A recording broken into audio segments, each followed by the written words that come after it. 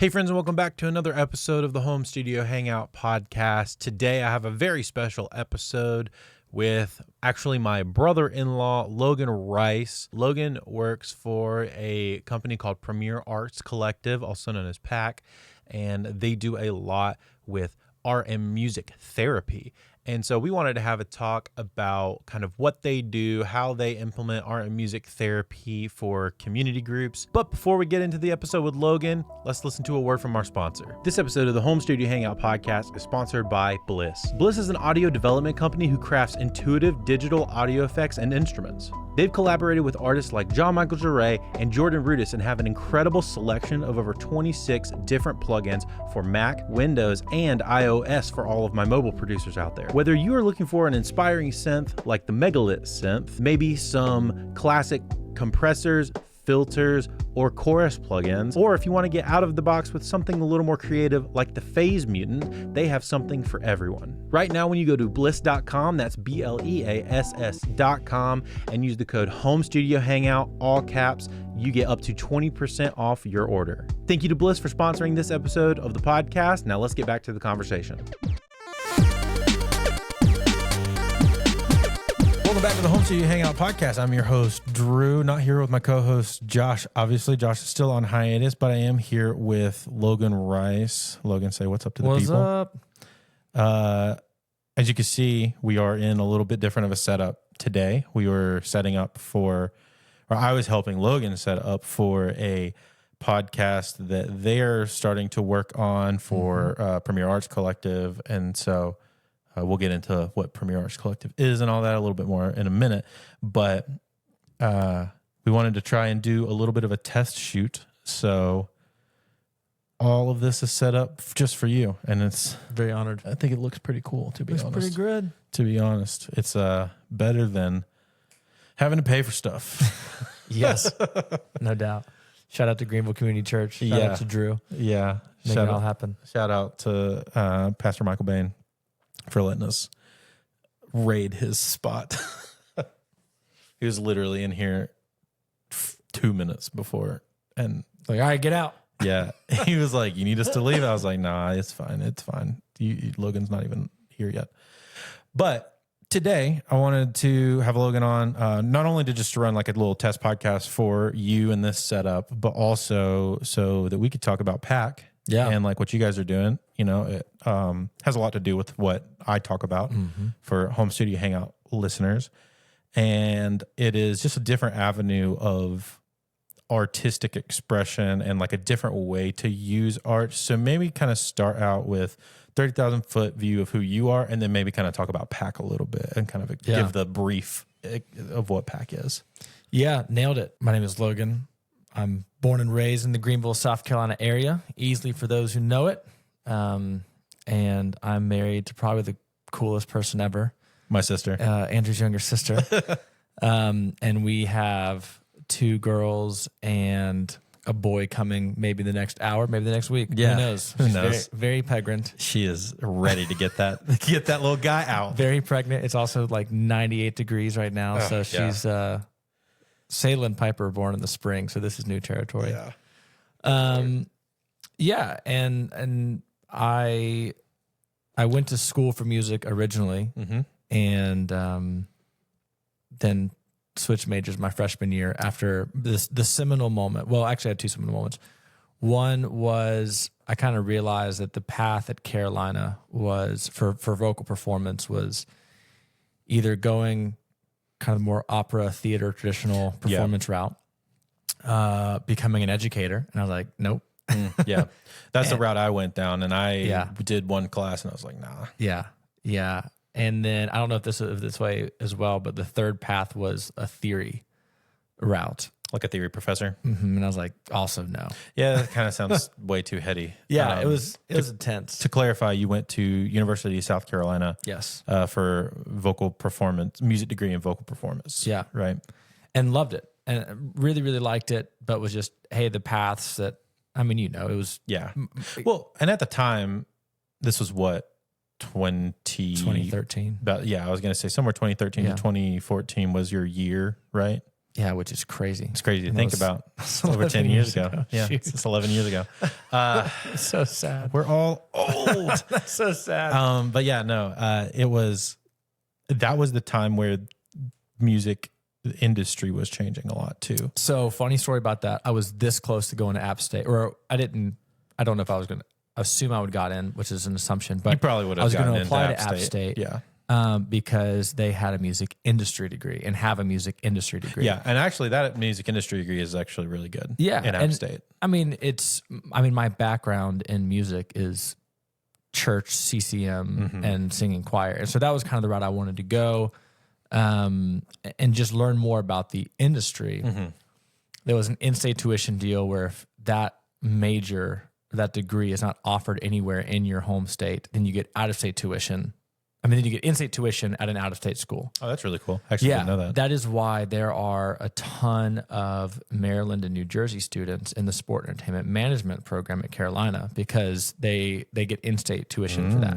That's pretty cool. So I bet Clemson also gets the exact same thing because they have that music production degree. And so they probably get to pull a lot of people, and for the sports stuff as well.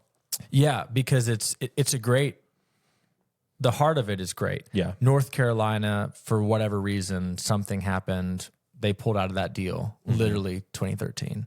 I remember dude, I was at Marathon having a call about that, and I was like, they pulled out of the deal. I don't know why that memory just popped in my head. That's crazy. But I think we were doing something. Yeah, we were working on something. God, that's crazy. So, but in the spirit of that, I left, I switched majors, became a sport and entertainment management degree, or I was majored in that. And the heart initially going in was the entertainment side. That was going to be the blending of the worlds. And not really the path I went. I went more the motorsports path. And which is, you have a deep love for that. I wasn't upset about it by any means. Yeah, I'm about to say, you ended up in motorsports marketing, basically. Yeah, 100%. And but there was I was going to try to hold on for dear life to some music degree, and so they had a performance certificate. And then my sophomore year, I woke up at 3:30 in the morning, and I realized I fell asleep in the library trying to learn German for this one piece. I'm like, I'm out. Yeah. So yeah, that was it. I didn't have to do the vocal side. I just played trumpet. So playing an instrument would have been a lot easier. You know, it was Rebecca and I's first date. You falling asleep in the middle of the library? No, going to see a trumpet recital. Oh, really? We were in high school. Our first date was going to your trumpet recital. And we went to that. SWU? Yeah, and then we went to that Mexican restaurant in Central. Dude, that place slaps. I know, it's so good. That's so good. No, that's really funny. Yeah. So I remember the trumpet days. Then, to your point, my first job out of school was at a marketing agency. Yeah. High motorsports emphasis. A lot of what I was doing was on that side. Which was cool. Yeah, it was great. I remember that time. It was great. My passion was racing in that regard. And so to be able to make a living while going to a racetrack was like, oh, this is sweet. Yeah. It wasn't NASCAR, but you did a lot of off-road, didn't you? So there was kind of two sides. So Michelin was the client that I worked closely with, and they also owned BF Goodrich. And which, so for those of you who don't know, in Greenville, Michelin's like North American headquarters. North American headquarters is here. Yeah. Which is weird and it's a big deal. Yeah, it's a massive deal. Them and BMW, both their North American headquarters are here. And in Lawrence, they have a proving grounds. Like it's a big, and then there's plants everywhere. Yeah. And Anderson, Star, which is really cool. And so I was more on the Michelin side. Yeah. So IMSA, which is the International Motorsports Association, if I recall correctly, it's American sports car racing. So NASCAR owns that, but like Le Mans is a big deal. IMSA is to the States what WEC, the World Endurance Championship, is to. Gotcha. And there's probably some sports car people that are going to correct me on that because it's wrong. But anyways, that's what I was doing. It was great. But there is some overlaps. Like there's a big 24-hour race at Daytona. I remember. Yeah, Daytona's where the 500 is run. I remember that. Yeah. So then did that, and then my daughter was born, and then 5 days later they canceled the NBA, and I was like, oh, guess this COVID thing is legit. Yeah, dude. We were in the hospital eating sushi with Rebecca post Sayla being born. And I distinctly remember we went home, we woke up, and it was like, everything's shutting down. Yep. And I was like, well, good thing I work at a Starbucks at this point in life. I have job security. Starbucks didn't go away. No, and neither did the Humane Society for Aaron. Yeah. Yeah, you can do a lot of things, but you can't take away our caffeine. Yeah, dude. But so my job radically transformed because a lot of travel and events and did a lot of job hopping in that point as well, right? You went back to USC. You were traveling a lot. Yeah. So spent a year in Columbia and then left Columbia. And a week before I was set to leave, got a phone call from our president and said, "Hey, there's a job opening at PAC, and want you in." And so that was and to tie Jackson is where I was working at, to tie that into PAC. The Premier Foundation, which is now Premier Arts Collective, came to our agency and said, "Hey, we're thinking about doing a side project called Premier Arts Collective." That turned into a rebrand. I was the account rep over that rebrand. And so I got to see the beginning phases of it from the marketing agency side. Yeah. And then there's a huge gap in between because of COVID and different job. And then and I'm sure they weren't doing a whole lot anyway in that point. So yeah, that's extended a lot of things. Yeah. And then I joined in August of 2021, and we rebranded to Premier Arts Collective officially in September. So I got to see both ends of that spectrum. But you got to come in with the fresh rebrand as well. That's very cool. Which is really cool. That's very cool. So for those who don't know, maybe let's talk about PAC. Let's talk about what it is and like the mission, and then how a lot of that mission gets realized. Yeah. So you hit the nail on the head, kind of with the introduction of how and why we use the arts.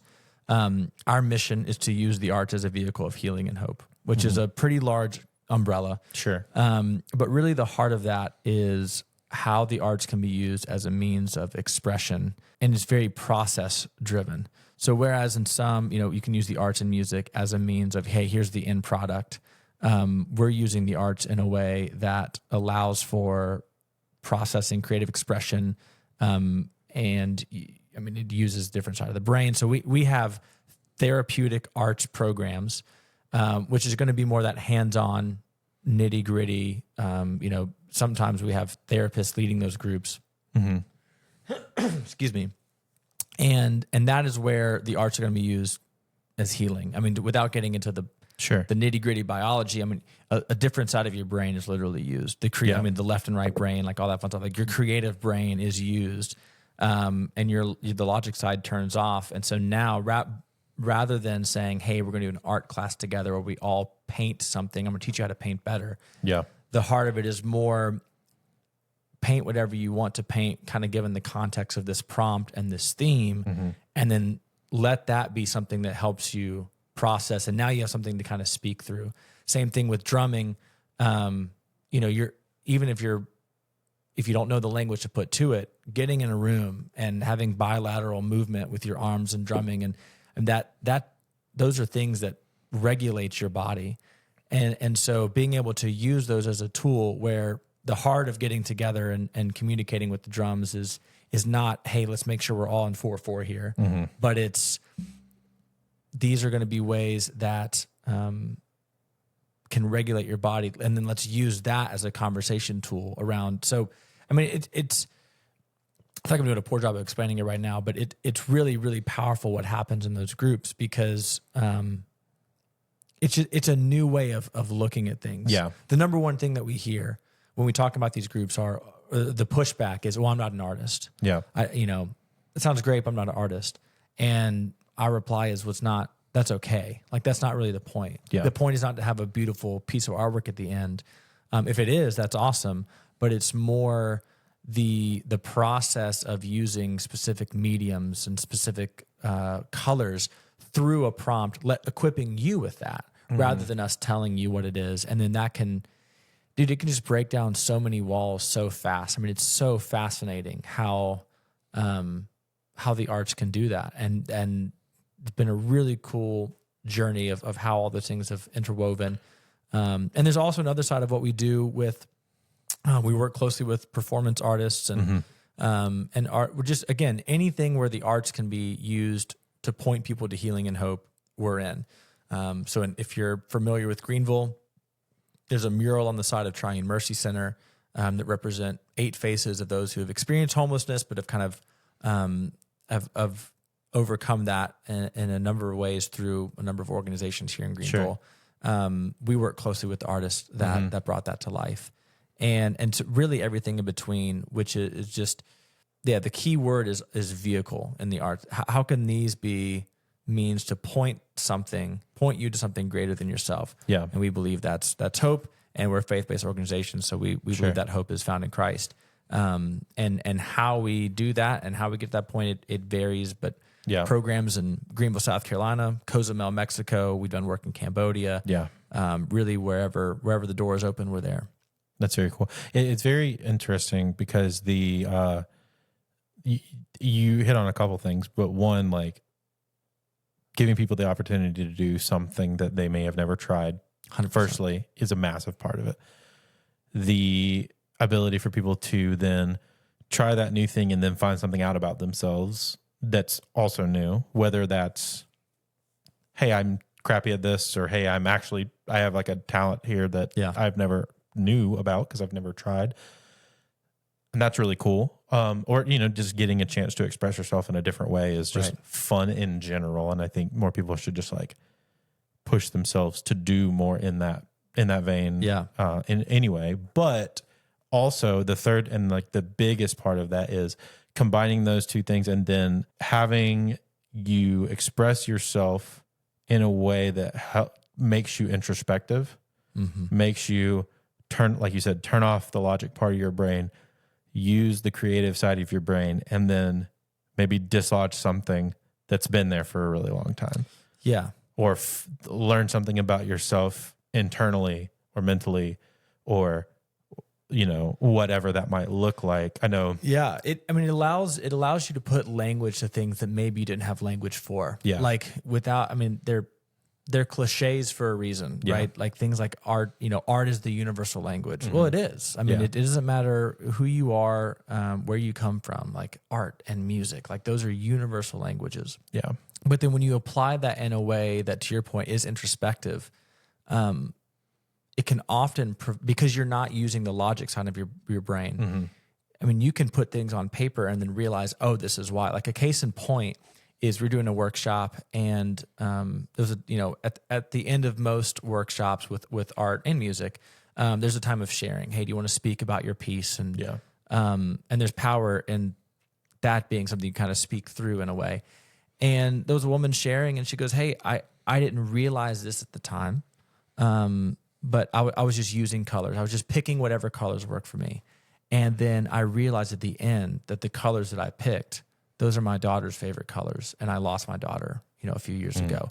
And so but now you also have this piece that's representative of, your daughter. And so it's just a very beautiful process. The big aha moment in our journey, and I wasn't even here for this. This was back in 2017, but out in Cambodia, there's an organization that works with women and girls who've been sex trafficked in Cambodia.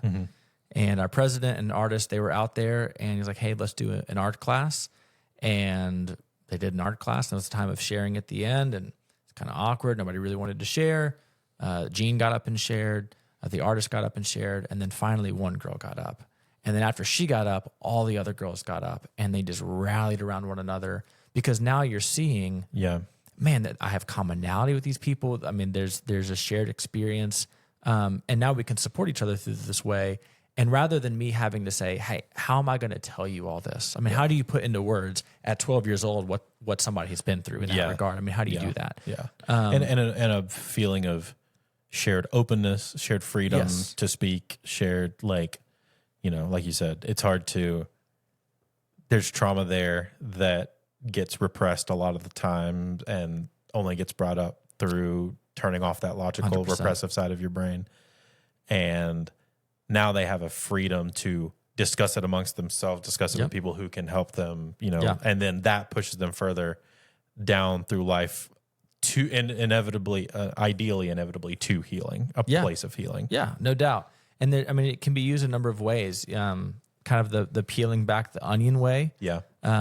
Which is let's kind of unpack some layers and I think that's where, the gift of art and music therapy, that's a whole world that I wasn't familiar with until this job. It's like, oh wow, there are art and music therapists everywhere. Yeah, it's a big deal, and it's a very rigorous process. Yeah.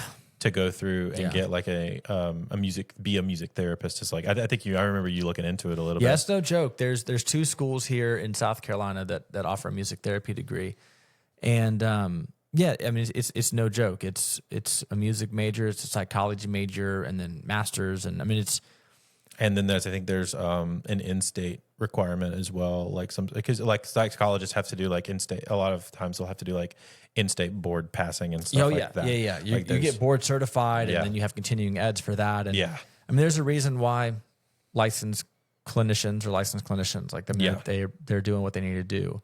And then there's also the kind of strength building and coping mechanism building type of ways you can use it, where, hey, let's not use this as a way to let's not unpack trauma more than, hey, how can we equip you to, maybe instead of running to X, you go to Y. And now it's a tool in your belt to use in stressful situations. Yes. Yeah. And then in that, again, because the arts are a vehicle, as you're writing, as you're playing music, as you are, sketching or you putting paint to canvas, what is that pointing you to?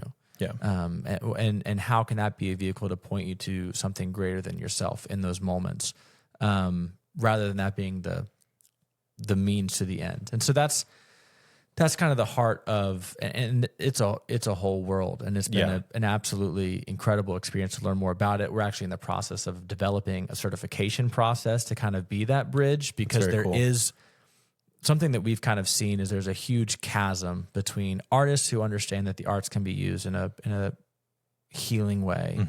And then, like you mentioned, the bridge to the art therapy, music therapy side. That's a large gap. And it's a good gap. Like my analogy, there's a lot of money there though. A lot of money, a lot of time, board certification. And it's good. We art therapists and music therapists are essential. Because they're the ones, not only are they doing the work, but they're also doing the research for these new breakthroughs. And I've gone to a couple Art Therapy Association conferences, and it's next level. Yeah, I can imagine. Yeah, it's next level. But what we're developing is a certification process that's kind of rooted in our faith-based principles as an organization, grounded in that, but then also it equips folks on how to use the arts we're calling it using the expressive arts. So art, music, dance, drama, how they can use those in a way that can work with other groups of people, provide them with strength building activities, build relationships with them. Again, using that arts as the vehicle. And then also providing them a framework around, hey, here are the times when you might want to hand this off to a licensed therapist, a licensed clinician, a licensed art therapist. And I think that's going to transform how we do our programs, allow us to reach more people, but in a way that's impactful, but also open up the world to people that might be interested in it, but don't have the ability to go through the 100%. long years, money, and time that it takes to get to the other side of that 100% accreditation cycle. That's very cool, man. So talking about the music side of things, I know you guys do a lot of interesting things. You've partnered with Christine DeClario, is that her name? Yeah. And so let's talk about some of the music side specifically of what you guys kind of do. Yeah. Yeah, we had a really cool opportunity. Jared Emerson is an incredible dude, performance artist. He does a really great job of combining both music and art. Oh yeah, His art performance stuff is always really, really cool. It's next level. He's toured it for years. Yeah, I've seen him paint many times, and I get blown away every time he does it. Yeah. I mean, it's incredible. And he would tell you, I finger paint for a living. So I'm going to tell you he finger paints for a living. Yeah. And it's he great. does. He does, in fact, finger paint for a living. And so we had the opportunity to, he went on tour, the Hasta Poder Ver tour with Christine DiClario and Evan Kraft was on the tour. And, did a couple shows there, up in New York and some in Mexico and Miami and Houston. And, it's really incredible because, I mean, one, Christine she's an incredible singer. She's an incredible worship leader. I mean, she is the real deal. Yeah. And that's really fun to be able to say, you know, when you kind of see these really powerful worship leaders. And then when you see that they're the same backstage in the green room as they are on stage, that's always reassuring. Just talking to people. Yeah. And, I mean, she's cool super person. genuine. Yeah. And so, Jared painted during one of her songs, and I mean it was always a hit because it's a really powerful song about the song that Jared painted to was called Loco Amor, Crazy Love. To clarify, she's a Spanish mainly but bilingual worship leader. Yeah, does a lot of stuff with Gateway, I believe, but then she's one of the OGs too. She's great. And so Jared would paint and during that song, and it was this beautiful blend of the arts and the music and that, and it's super compelling. So we done some stuff there, and Ryan Ellis is a good friend, and so he was able to come out to our fundraiser event last year and do some things, and the music world it's a fun world. It's interesting. It's a different world. And there's kind of, we work very closely with Jared and Nick Burns, who Ninja Picasso. Yeah. And then on the artist side, the music side, it's kind of just seeing what doors open up and then we go through them there. But it's, we have I guess on the music side, kind of in the Christian music side, we have a great relationship and partner closely with K-Love. Yeah. A number of things. We produced the K-Love Cruise, which is... Yeah, which you just recently, like this year went on, correct? Yes. Yeah, that was this year. I can never remember. It's been a wild year. It feels both yesterday and 5 years ago. Exactly. But it was the first cruise back in a long time because of COVID. And you guys did a lot of art therapy stuff on the ship, right? Yeah. This go round, we had some interactive paintings, kind of on the main deck. So an artist that we work with in New York, her name is Mariah Martin. She kind of came down and she sketched out a couple of paintings, and then everybody got to come and leave their mark and just kind of very cool debrief in that way. Some people made one brushstroke. Some people hung out for 30 minutes because it was just a way to kind of decompress and do the thing. Allison Huey, a music therapist, she came on the ship and she led some music activities. And then when we got to port, we were in Nassau this year. Just some art music things cool. at a elder care facility in Nassau, which was super powerful. Nice. But I mean, just to see, and there is power in music. I mean, you're getting. I mean, it's Christian and positive, encouraging Christian radio. So you have Caleb kind of bringing thousands of people together to get on a boat, and all the shows are Christian artists. So it's Matthew West and We the Kingdom, and they have musicians in the main room. They have musicians on the pool deck, and it's just this celebration of Christian music on a boat. Super cool. That was the first one I've been on. And it kind of blows you away because when I would talk with people, say, "Oh, we're doing the K-Love cruise," it's like, "Oh, is it like a pocket of the ship? Do you have a certain portion of the boat reserved?" It's like, no, it's the whole thing. Yeah, it's the whole thing, and it's so the whole thing that they're doing one next year in the summer. So there's gonna be a K-Love cruise in February, and then Air One, which is K-Love's more worship side of the brand. Is doing like another Brandon one. Lake and Phil Wickham are kind of headlining this summer worship nights cruise. And I think it just speaks to, I mean, obviously with Christian music, there's a message and a hope greater than the music itself. But I think it speaks to, in general, just how all music I mean, you talk about it on the podcast all the time with this, is the community that comes with it. Yeah. And for the artist, it's a means of expression, but then being able to share, some people it's a fun concept, right? You have your Owl Cities of the world where it's like, bro, this is crazy. Yeah. And then for other people, it's like, hey, I'm going to put music to basically my inner journal and diary of like, here's what I'm feeling and processing through. And then being able to invite other people into that. And then you hear, you hear the stories from people who are listening about the power of that. I mean, one of my favorite things, Andy Hull was on the podcast with who's the guy that Pete?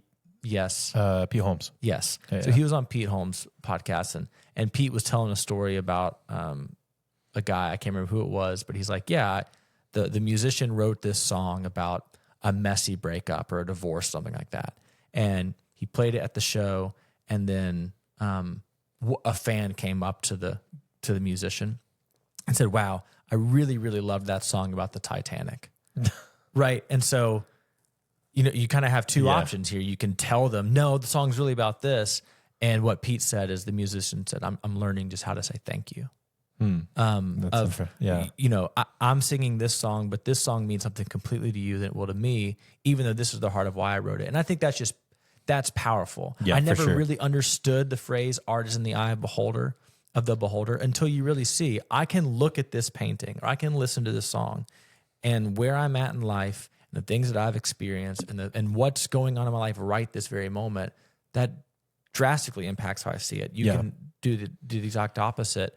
And we're seeing the same thing. Yeah. And we're listening to the same song and we're listening to the same chord progressions and the patterns, but what we're hearing and feeling could be completely different, or it unifies us in the similarities. We're like, oh wow, like you feel this too, and this song hits you in this way. And that's just so beautiful. There's a Stoic philosophical term called "No man steps in the same river twice," because the man is different and the river is different. Yeah, and that's kind of where I like picture a lot of that is like pertaining that to art in general, whether it's music or painting or seeing a dance. Like it's never going to be exactly the same. Yep. Even with, somebody like Jared, who's a professional who will do a similar-ish painting because, he's got like music, he's got it timed out to the thing. It's a performance art piece. And he is painting, theoretically, a similar thing, 100%. But it is not the same ever, and it doesn't quite go the same ever. 100%. And that's kind of I would say that's one of the heartbeats of our organization is tapping into the more process-driven side rather than, hey, this is what it means to get this song out and it needs to hit this algorithm and these progressions. But no, like what is this writing process doing? What is it uncovering in you? And then let that be the driver of the end product. And it's really powerful with the arts. I mean, I guess you can do it with music as well, with you can hit delete. But, I've led workshops and they've been really great workshops. And every single kid left and threw their piece away after. Yeah. And that's fine because they put something on that canvas and they say, you know what, I'd rather forget this. I'm about to say maybe they need to throw it away. And you need to throw it away. Yeah. Yeah. And so it's just how the arts can quicken those things and so quickly just work in you. Yeah. That it's like, let's hone in on that and work with anybody, everybody, those experiencing homelessness up the road, veterans who have served and first responders and their families from everywhere here in Greenville to those who've been rescued from labor trafficking in India and everywhere in between. How can we use the arts as a vehicle to point people to hope? What are some of the most impactful stories that you have like personally experienced? Oh man, kind of being at PAC. I'm sure you have plenty. I'm sure you've probably also heard some from like Gene and everybody else, but like some from your experience working at PAC the last, how long have you been at PAC? It'll be 3 years? 3 years in August. Yeah. Which That's is crazy. That's crazy, dude. Yeah. Gosh, I would say it's hard because there's a lot, and I'm going to say there's a lot because we're organizationally, we're more positioned to be kind of we're a blip on the map of that person's journey. Yes. And so I would say the stories that we get to hear of just what that particular even 60 minutes is really cool. One that particularly comes to mind is we have a program at Triune Mercy Center here in Greenville. They're a church. They're just a beacon of hope for those experiencing homelessness in Greenville. Big mission, homeless mission. Yeah, I mean they're phenomenal. And so every Monday at 9:30, this is still running. If anybody's in the Greenville area and wants to come, we have art and music therapy open to the public. Anybody can come. Anybody, Triune parishioners, anybody can come. And Allison Huey was leading a music workshop, and it was drumming and call and response and using different instruments. And Allison just kind of mentioned something about how some things can be said to us that stick with us for a long time. Mm-hmm. And then we kind of kept playing music, and one of the women in the group, who's 50s, 60s, she kind of speaks up and she goes, when I was in the 3rd grade, my choir teacher told me to mouth the words because I couldn't sing. And that has stuck with me so much. And I don't leave voicemails because I'm so self-conscious of my voice. Wow. And this group, like being here today, has kind of given me a new perspective and given me a voice in a way where, I would have never believed that, because from the moment she came in, she was just this ray of light and was very dialed into the music and very expressive. And so in that moment, in that 60-minute journey, she now has a new perspective on the voice that she has. Unlocked the ability to have more conversation, unlocked the ability to be more free with her voice, whether it's singing because she wants to or just out of joy. Yeah. I mean, that was a huge one. We have a big fundraiser every year called Kaleidoscope, and it's just this immersive art experience, and it's a fundraiser, and it's a really, really fun time. And it was super fun. I got to be there at it. This past year. This year's gonna be a good time. We're kind of getting everything ramped up for it. Yeah. And Lisa Lonsbury is an art therapist. She came down from Minnesota, and she led, no more than 10 minutes of just a really quick art therapeutic type of exercise with air clay. Even in that, you have 2 people sitting next to each other. I think it was a mother and a daughter.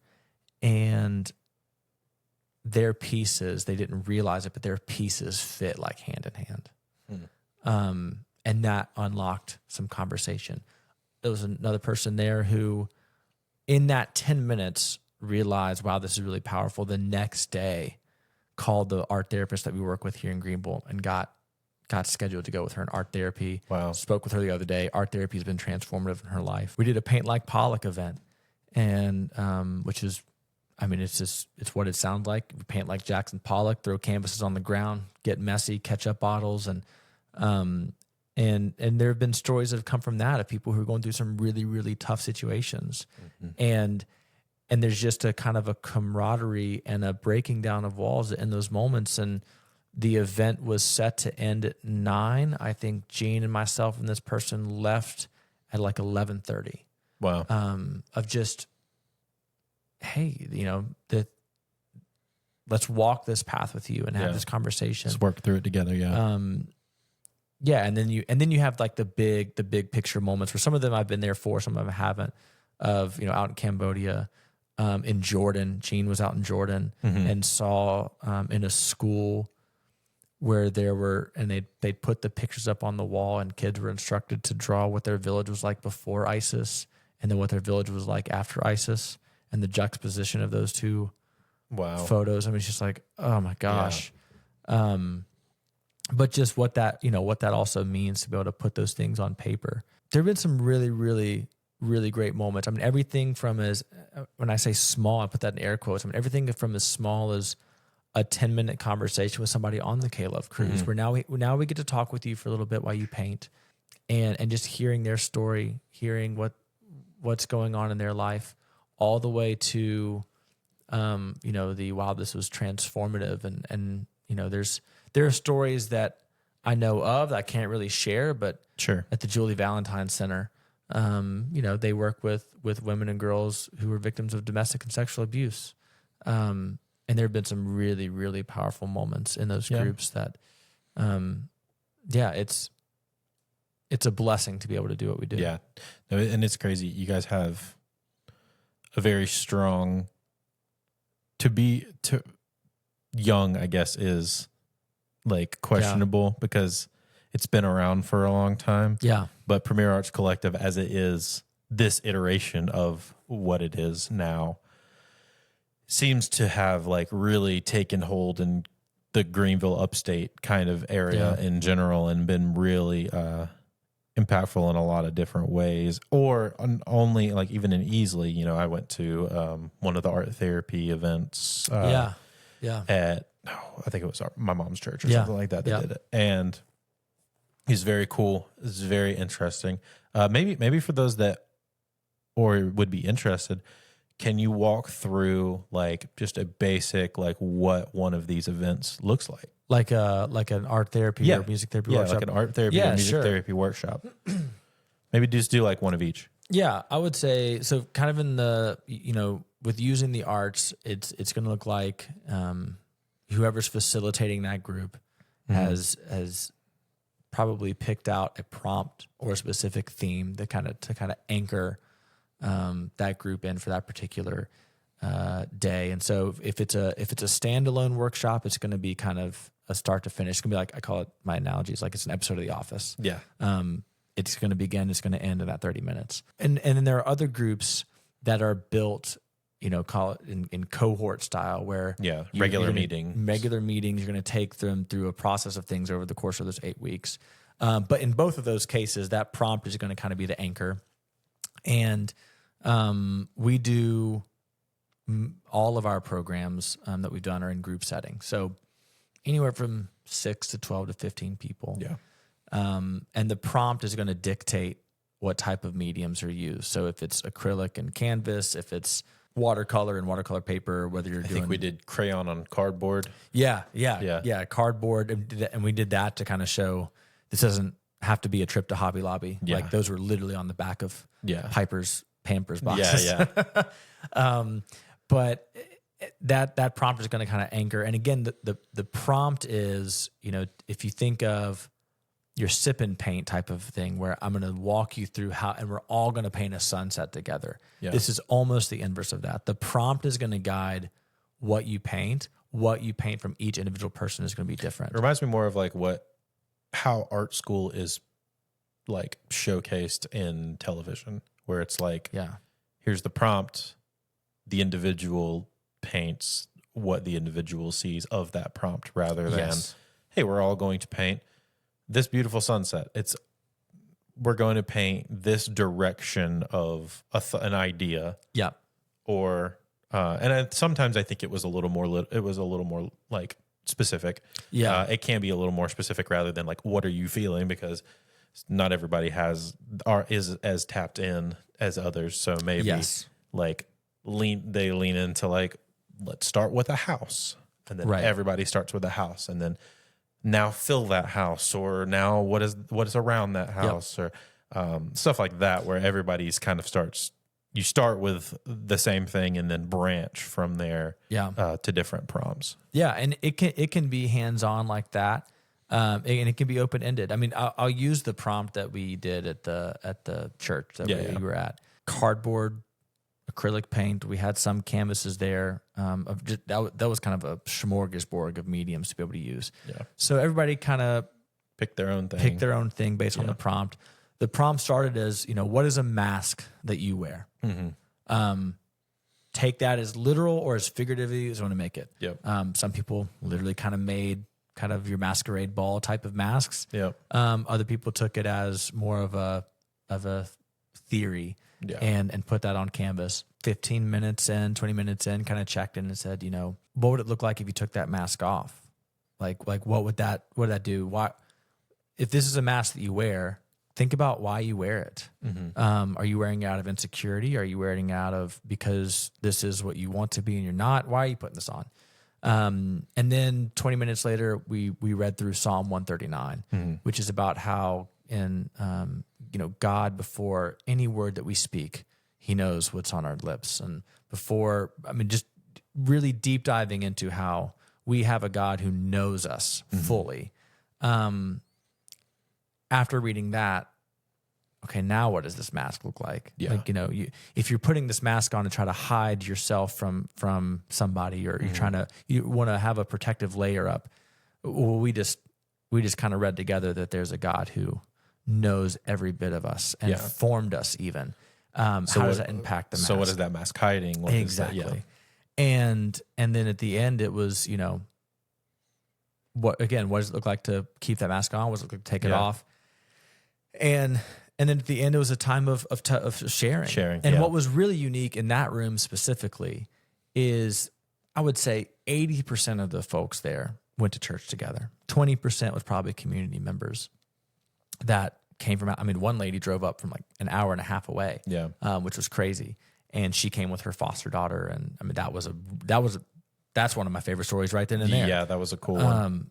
Just to see how that prompt connected them, because now they both have two things on paper where, hey, here are some of the things that I'm fearful of, and here are my insecurities. Just like, hey, me too. Yeah. It's like, oh wow, let's talk about this. Yeah, we unpacked some things in 60 minutes through that would take uncomfortable conversation. And how do you bring that up? But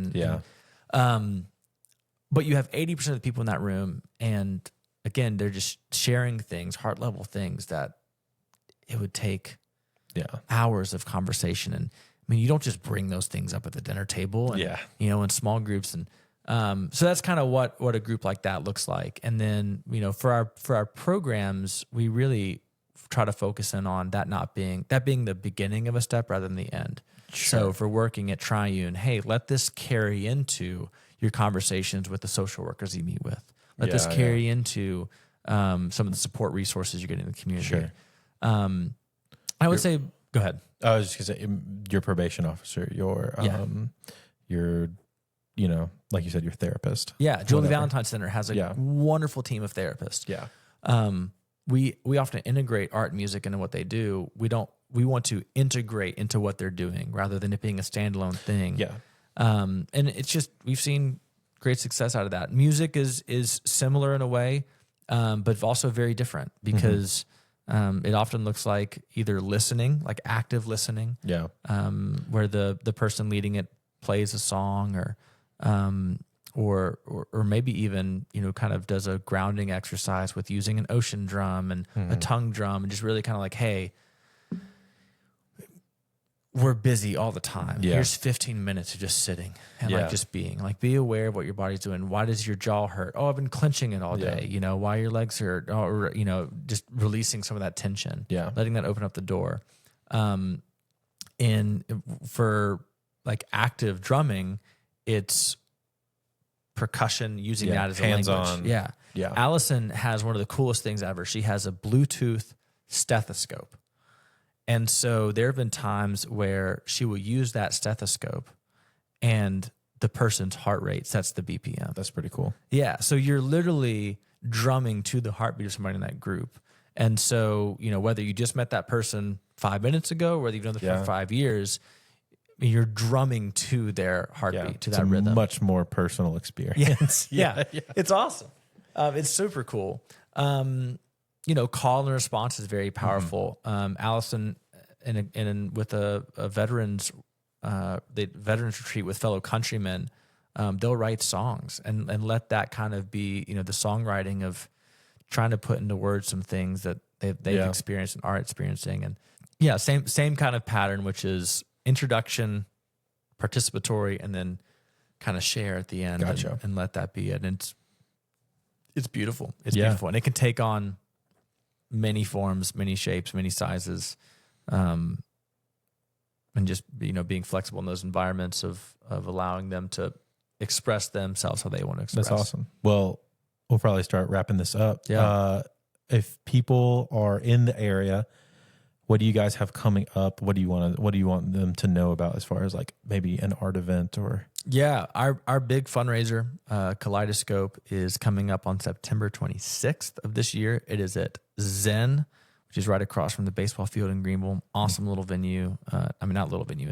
It's a big venue, and it's been bigger than you expected to be when you're just looking from the outside. It's been a Greenville staple for a long time too. I know, man. It's a great spot. Jared Emerson is going to be hosting. We have a couple of really, really great artists that we're excited to announce in the coming days.